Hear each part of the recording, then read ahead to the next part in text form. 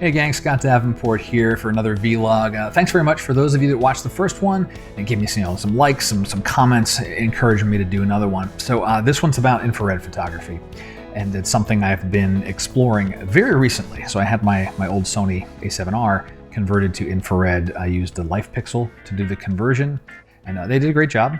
And I chose to do a deep black and white converter, as they call it. For the nerds out there, that's 830 nanometers, which really just means you're not going to get that color look in your infrared. It's going to be predominantly black and white. And for me, that's what made sense. I like the black and white infrared looks. I've seen very nice color versions of it, but I want to do the black and white one. So that's how I converted the camera.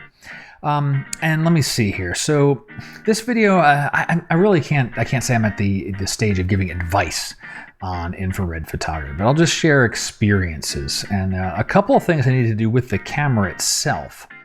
One was just to increase the brightness on the LCD. I noticed that being out in the field, because the infrared filter, or the change on the sensor, it's just cutting down the amount of light that's getting in there. The default for the camera was just too dim. I could barely see what was on the back of the LCD. So cranking that up was step one. The other thing is a custom white balance. Now the custom white balance, there was something set when it came back from LifePixel, but I took LifePixel up on something they offer. They have you could get a half-hour consultation with somebody and talk about it and ask a bunch of questions. Send them what you want to know about ahead of time, and then you get to have a chat about it. And that was really just a field test by the engineer that converted the camera. And so I set up one of the custom buttons so that I can gauge white balance while I'm out in the field. Now, if you're thinking, well, Scott, don't you shoot in RAW, and why do you care about white balance? Well, you're absolutely right. I'm shooting in RAW, so I don't care about white balance for getting, pure whites. But what I learned is getting a white balance set, reasonably close in the camera will help the camera meter the scenes better. And so what that boils down to is quickly setting a white balance, which takes maybe 15 seconds out in the field. Custom button, roll to the set place, and then for a landscape, I'm pointing it at something organic, grass, tree leaves, something that would show up as white in an infrared photo, and press again on the back of the Sony, it's a little dial, center of the dial, circle, press that, and then I get my measurement. The white balance is set, and I'm good for that session. So I'll do that at the beginning of each one of my outings. The first outing I did was out to one of my favorite places, Wind & Sea Beach, and I wanted to go shoot this the shack. It's this palm frond covered shack up on the rocks there. I thought that'd be an interesting subject. And well, I went out at mid-afternoon, and man, did I pick the wrong day. All right, so I came down here for the first real-world test of the IR camera, and I got nothing going on. I was really hoping for some patches of blue in the sky. It was supposed to be partly cloudy. Well, I found the part with the clouds. So I'm curious to see what the IR camera is going to do for me, because it is ultimately going to be measuring reflected IR light as opposed to heat signatures. That's a totally different kind of IR. So I'm going to walk down to the south. There's a cool tiki hut down there. That's going to be my subject. We'll see how things work out. Well, I'd gone out there, so at the very least, I scouted around the shack and spent a few minutes figuring out angles. I decided to shoot it from a little farther above to get more of the angular, like trapezoidal shapes of the roof into the frame. I'm trying one more composition on the hut. Up a little bit high, kind of framing up like you see here, maybe a little bit less on the left edge. And I'm ending up with like almost +2 stops to get that dialed in.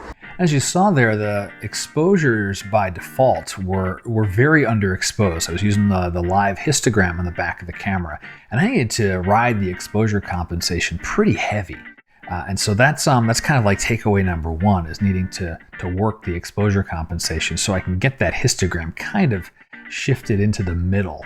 And something else that I noticed too, and this was after the fact, so after I'd taken the shots, came back, and was reviewing them in my computer, I had a hotspot in the center of nearly all the photos. So kind of this bright circular pattern. And as I've learned, that is not uncommon for infrared photos, especially when your aperture is stopped down pretty far. And so I was shooting at f/16, so I'm used to doing that, right? I'm a landscape guy. F/16, get yourself out there, deep depth of field. Well, that accentuates this hotspot thing. And I guess, like I said, it's a common problem. Lots of different lenses have it. Some lenses are worse than others. One of the compensations is not stopping your aperture down as far. So I think I'm going to stick in the f/8 range for now, and I can tap into like focus stacking if I need to get additional depth. And I guess I'm cautiously optimistic that for the next outing, that's going to be better. Well, for the second outing, it was like a mid to late afternoon. I got to a location early. I was meeting up with Spencer to do some photographers and cars stuff. Got to this park early, and my idea was to shoot some of these trees. Trees look pretty cool in infrared. And scoped out a few of them. There were some cool longer shadows there. Remembered to say, all right, f/8 only, and worked exposure compensation, did a little bit of focus stacking. At the end of it, I was pretty excited. Well, I just finished up some IR shooting here. So the sun's going down now. The color is kind of rising in the sky. I don't think it's going to be a glorious sunset, but it'll still be nice to witness. The light's faded here, so I don't have as much of the dynamic shadows that were filtering through these trees. I think those are going to look pretty cool. I was liking what I was seeing on the back of the camera. Main takeaway is using a smaller aperture. I stuck at f/8, so I don't get that hot spot in the center, that little dark circle. And that plus focus stacking, I'm cautiously optimistic these photos are going to look a little better than the first outing. And then I got the photos back into the computer and I was no longer excited. They just didn't look all that good. And I don't know if it's because, the compositions weren't strong or there wasn't enough separation of lights and shadows. Things felt even a little bit soft, and so I don't know.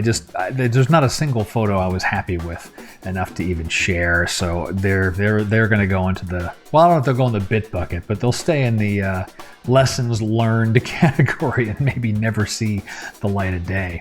So even with the focus stacking, that didn't seem to help me as much, and I was worried a little bit that maybe I was having a focusing problem with the camera. I don't think that's the case, however, now that I've done some additional shoots and I'm not seeing that same softness. So maybe I was just off my game that day. My third outing was like another mid-afternoon, but very different conditions. So I actually returned to the Windansea Beach area. I was out for a day-long shoot with one of my repeat students, Martin, and we had a great day. Really nice conditions all throughout the day. Had some good clouds in the sky, had nice patches of blue, and so that made for a very photogenic scene, both generally in color as well as for infrared. And so got the camera out, did a few of these things, and I was very, very pleased with the results. I think just the nature of that day lent itself better to an infrared photo. I remembered to stay, within the f/8 range. I didn't even do any focus stacking because most of my distant subject in this case was ocean and sky, and it's fine since it can be soft and all that kind of stuff. I did not remember to use my exposure compensation as much, but thankfully I got a raw file, so I was able to play around with it in the machine and bring out some of the shadow detail that I would have otherwise have lost. So that was a really good experience. And I guess my key takeaways for putting all of this stuff together is, number one, make sure you're getting a good white balance metering while you're out in the field. And again, it won't take long. Just go ahead and set a custom button on an infrared converted camera, point it at something organic, take a measurement, and then go do your shoot. If it takes you more than a half a minute, work on that muscle memory. It'll start coming to you. Whoa.